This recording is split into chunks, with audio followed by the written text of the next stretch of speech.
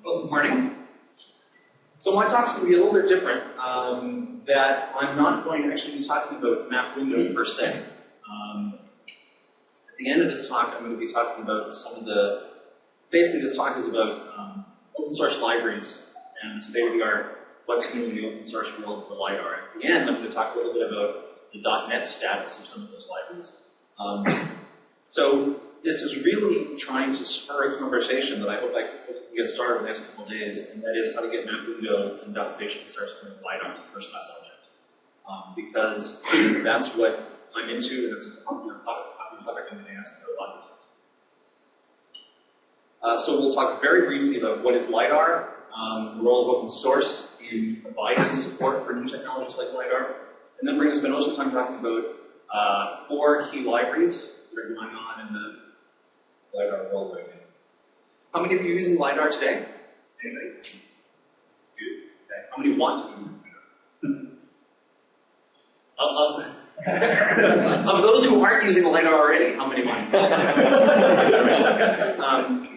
Okay, so what is LiDAR? For those of you who don't know, LiDAR is all about laser beams, which is kind of cool. It's amazing if you go on Google, the number of variations of that slide you see. Everybody's talk about LiDAR starts with that.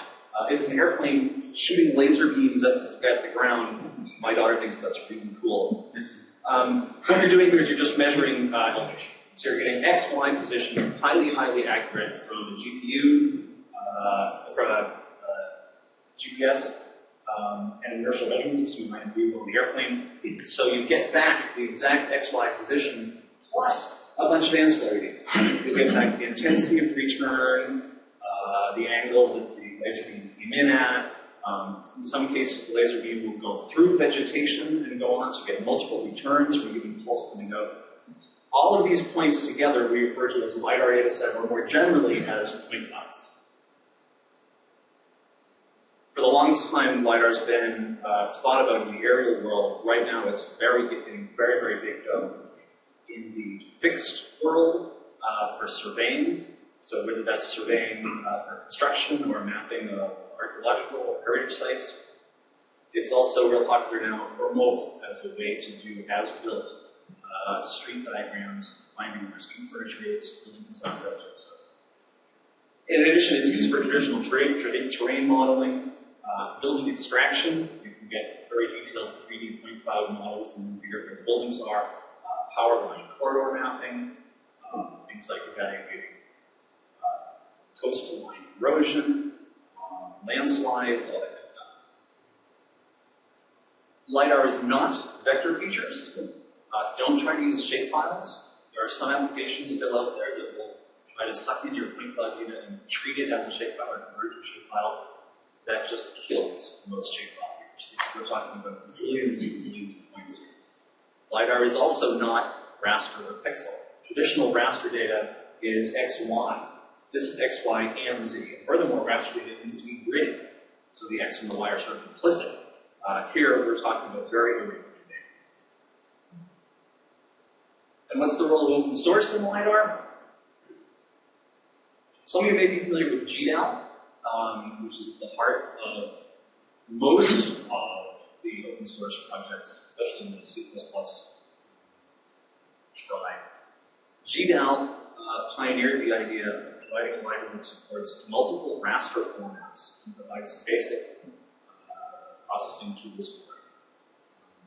Through the use of GDAL, a lot of different vendors were able to support a lot of different file formats altogether at low cost.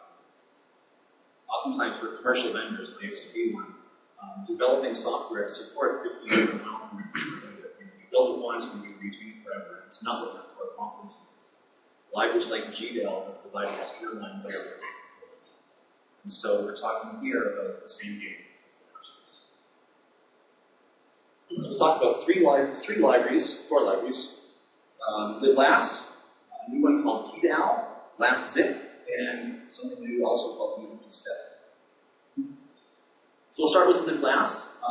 Those of you who use LiDAR may have seen or probably are running into the LAS standard. It's run by ASPRS. It was designed a number of years ago for aerial point LiDAR data collection. It's okay as standards go. It's not developed by a standards committee, so there's some issues with that. In fact, because of some of those issues, you wind up having multiple implementations. Different vendors interpret what we would loosely call the spec in different ways. Normally, people think that having multiple implementations of something is good because it allows you to compare, some are faster, some are use better memory and whatnot. In this case, as in the case of a lot of cutting edge or complicated standards, the more vendors you have to do their own versioning standards. And the state of the LAS standard, especially a year or two ago, was such that it was very easy to get compatible.